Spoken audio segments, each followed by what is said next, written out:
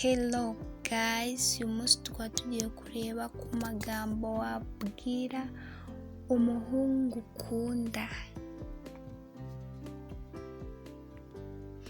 Mubwira ati mutima wanjye nkunda kandi nihebeye, nkunda uburyo undebamo. Iyo ndi kumwe nawe bimpa ibyishimo mu mutima wanjye. Iyo unkozeho umutima wanjye numva usuherewe, kandi iyo unyegereye umutima wanjye utera bidasanzwe. My babe, nkunda ijwi ryawe. Iyo uri kumvugisha mba numva nta cyaturogoya, kuko ndyoherwa n'ijwi ryawe.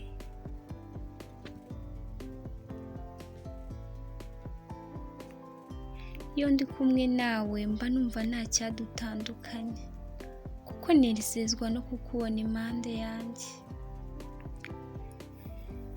Ni wowe muntu uza mu nzozi zanjye, nkumva sinakanguka,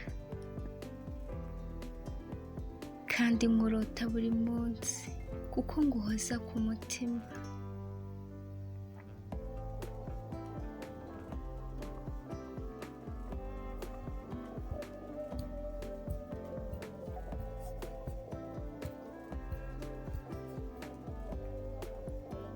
Kandi nyurwa n'uburyo unyitaho mukunzi. Ubwo wazaga mu buzima bwanjye, watumye nsobanukirwa urukundo nyakuri.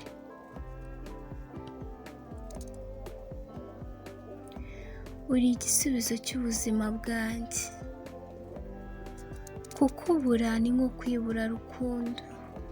Ese ni ubuhe buzima nabaho nagufite?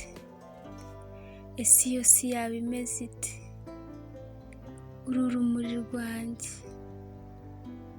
uri indorerwamo yanjye, mwibonamo kandi buri munsi. Nta cyadutandukanya my love.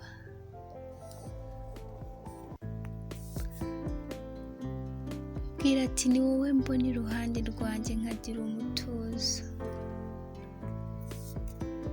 Mu masaha akuze uri ingabo inkingira.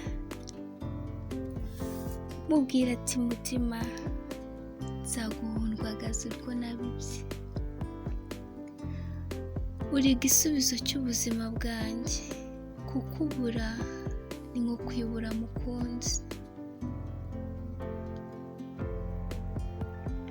Warakoze kuza mu buzima bwanjye.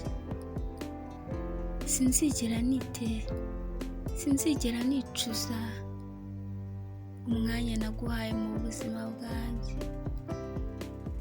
kuko uri uw'agaciro mu mutima wanjye. Wazigiye rukundo.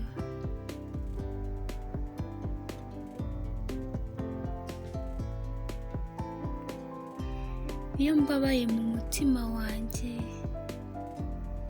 ni wowe muntu numva umutima nkumva uratuje. Ni wowe muntu utuma nsubiza ubwenge ku gihe.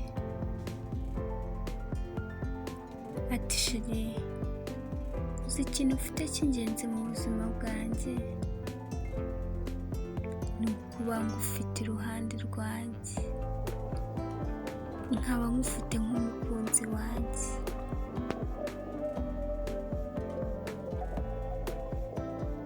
Undutira amazahabu n'amafeza, uri uw'agaciro, kandi agaciro nguha